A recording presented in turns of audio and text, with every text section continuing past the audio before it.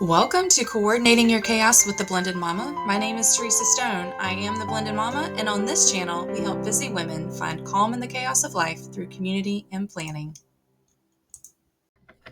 Hello, friends, and welcome back to Coordinating Your Chaos with the Blended Mama. I'm Teresa Stone, and if you have ever set a big goal, whether that is for your health, your finances, personal growth, or even just getting your life more organized, but then felt totally overwhelmed by how to actually reach it, then this video is for you. Today, we are breaking down our goal setting in a way that actually works by focusing on those small, consistent actions that lead to real results. So instead of just saying, I want to lose 20 pounds or I want to read more books, we're going to map out the daily, weekly, and monthly steps that will get you there.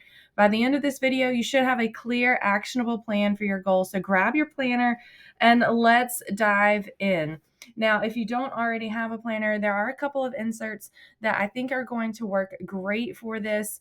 For right now, you can write all the notes on just a sheet of paper, but I love our goal setting insert.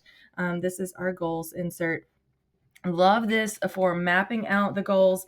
And then you can use any of our habit trackers to help you track the daily, monthly, weekly steps that you are doing to get to your goals. Okay. So the goal setting one helps you to map it all out. And then the habit tracker helps you to track it on a regular basis. So, all right. So I will have links for those in the show notes so that you can grab those. But let's go ahead and dive in. Grab your piece of paper, grab your planner if you have it, and your favorite pen, and let's get started. So the first step is to start with the end in mind. So first things first, what is your goal, right? What is something that you really want to achieve in the next 30, 60, 90 days? It could be improving your fitness, sticking to a budget, creating better routines, or even making time for a hobby that you love. So I want you to ask yourself a few different questions to really help you narrow down what that goal is. Okay. So first of all, what is your big goal for the next 90 days? All right. You can pause this video at any point to finish your thoughts. Okay. But what is your next goal for the next 90 days? Then think about, why does this goal matter to me? Like, what makes this goal important? And then how will my life look different when I achieve it? So I want you to think about why it's important, and then go ahead and think forward to, how are you going to feel when you achieve it? What is going to be different? And so let's just dive into an example here. So let's say your goal is to get healthier. So instead of just saying, I want to lose weight, which, hello, friends, I think that's most of us in our 40s as perimenopausal women. I don't know. But let's make it a little more specific. So I want to feel stronger, have more energy, and be able to keep up with my kids without feeling exhausted. And that emotional connection for the why you're wanting to do it makes a huge difference in staying motivated. So that's kind of the purpose behind some of the questions that we're asking ourselves. Okay. So that's your first step. The second step is the daily actions. These are the small steps that are going to lead to those big wins. And big goals don't happen overnight, right? They happen through small, consistent actions. So think about, what is one thing that you can do every day that moves you closer to your goal? Okay. What small action can you take daily to move toward your goal? And then also think about, how are you going to track your progress so you stay consistent, right? So that's where that habit tracker is going to come into play. Now, you may eventually need to add more than one daily action, right? But I always say to start small. So let's start with, let's implement one daily action and then think about how you can add the next. You can go ahead and brainstorm multiple daily actions. And you can go ahead and figure out how many of them you can implement at one time. I do recommend starting small, because I want you to stay consistent, and you start small, you start with one or two things, you build that consistency, you build those habits, and then you add more on. Okay. So, that is my general pro tip on there. Okay. So let's think about, if you had a health goal. So maybe your daily actions are drinking 80 ounces of water daily and moving your body for at least 20 minutes. All right. That is two small actions. But I believe that those two are possible together. Okay. So maybe you had a financial goal. So maybe it's transferring $5 a day into savings, or maybe it's tracking every purchase that you make.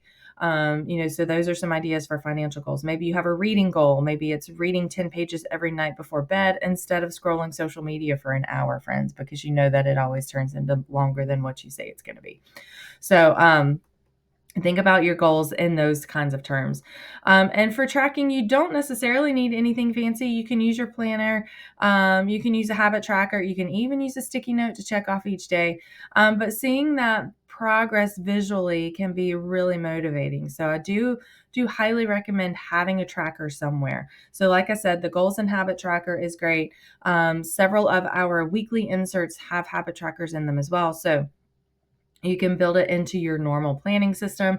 And I do highly encourage you to build it into something that is going to be easy for you to maintain. Okay.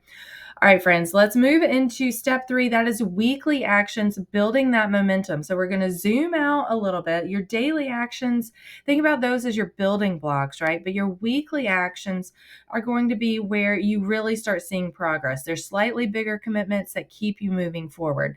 So ask yourself, what are some specific actions that I will commit to doing each week to build that momentum towards my goal? And how will I hold myself accountable, right? That's the important part too. So let's give some examples. So if you have your health goal, maybe it is plan and prep your meals every Sunday. I know that prepping meals helps me to stay on track with my health goals. Otherwise, I'm just going to grab whatever is quick and easy, which you guys know is never the healthy option. So maybe that is your weekly goal. Maybe for your financial goal, maybe that is reviewing your budget every Friday and making adjustments as needed. Okay. If you are doing that reading goal, maybe that's choosing one night a week for a reading night instead of a TV night. So maybe that's you're going to read longer for longer than the 10 minutes instead of the scroll. You're going to have a whole reading night instead of watching TV. When it comes to the tracking on that, I like to do weekly check-ins or reflections. So maybe that becomes part of your Sunday routine. So you ask yourself, what worked this week? What didn't work? Where do I need to make adjustments next week? And by doing this weekly check-in, you're not going weeks off track before realizing that something isn't working, and you're able to make those adjustments faster. Now, sometimes things are going to take longer than a week to really flow. So we're going to also talk about monthly reflection as well. But you can make those weekly reflections and do those weekly check-ins and make the small adjustments on a weekly basis. And I do really recommend that. So maybe that becomes part of your Sunday planning routine. Okay. So your next step 4, is having these monthly checkpoints for evaluation and adjusting. So a month goes by fast. Although I will say January took forever and February has flown by. Maybe it was because I was sick for 2 weeks. I don't know. But the months can go by very quickly. But when you have clear actions in place, you should start seeing results. So at the end of the month, it's important to take a moment to reflect. So think about what progress have you made this month beyond just the numbers? Because to me, success is about more than just reaching some numerical goal, right? I mean, a lot of times we have numbers as our goals, but we really have to think about, the other things that we've had success at, that maybe we didn't quite reach the number that we wanted, but we had the right behaviors. That is still something to celebrate. But also think about, if something isn't working, how can you adjust? Now you've had a whole month of doing this thing. You can really evaluate, is this actually effective? Maybe this isn't the right behavior. Maybe I need to be doing something different, or I need to be doing the thing differently. So thinking about how you can make those adjustments. And then what is one thing that you want to celebrate this month? I think that's super important. Okay. So let's go through our examples. So with that health goal, instead of just focusing on the scale, celebrate feeling stronger, having more energy. Maybe you were able to walk further or longer time period. What gains have you seen, right? It's not just about losing weight, right? But maybe your pants are fitting better. Maybe things just adjusted differently. So celebrate all of those health goals. If you are working on financial goals, instead of just looking at your savings or your debt amount, or maybe it is celebrating that paying down your debt, sticking to your budget, or that you were able to handle an emergent expense that came up that you hadn't planned for because you had those savings. Okay. And then if you're working on that reading goal, instead of worrying about the number of books, focus on how reading has really helped you to unwind and relax a little bit. So, um, again, for tracking at the end of the month, you're going to do that quick reflection: what's working, what needs tweaking. And you can do this in your planner. But if you're using the goals and habit, it does have space for you to do a monthly reflection. There's a notes section, so there's room in there for you to do these weekly and monthly reflections. So the sooner you adjust, the better your results are going to be. Okay. All right. And then let's just kind of do this last step of bringing it all together. Let's make this real. I want you to create your personal game plan. So here's a sentence I'm going to want you to fill in for yourself. You may need to pause to write it down. So in the next 30 days, and you're going to fill in the blanks. In the next 30 days, I will daily action, whatever your daily action is. I will walk 20 minutes every day. I will, whatever your action is every day. I will weekly action every week. I will meal prep every week. And then whatever your monthly focus is, so that I can achieve my goal of having more energy, losing 5 pounds, whatever it is. And then I will track my progress by method, right? So whatever your tracking method is going to be. So I want you to write that down. You may need to pause, go back, repeat it. All right. So again, in the next 30 days, I will daily action every day, weekly action every week, and monthly focus so that I can achieve goal. I will track my progress by method. Okay.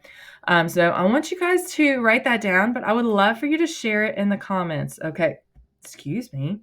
But share that in the comments. I would love to hear what you guys are committing to. And I want you guys to remember that success isn't just about setting your goals. It is about showing up for your success yourself every single day, because those small actions lead to big results. You've got this, my friend, and I'm cheering you on. So don't forget to comment below what is one action you are committing to this week. I would love to hear your plan. And if you've found this helpful, don't forget to like, subscribe, and hit that notification bell so you don't miss more content to help you coordinate your chaos. I'll see you guys next time. Thank you so much for watching today. Don't forget to hit that subscribe button for more tips and inspiration, and watch that next video to keep coordinating your chaos.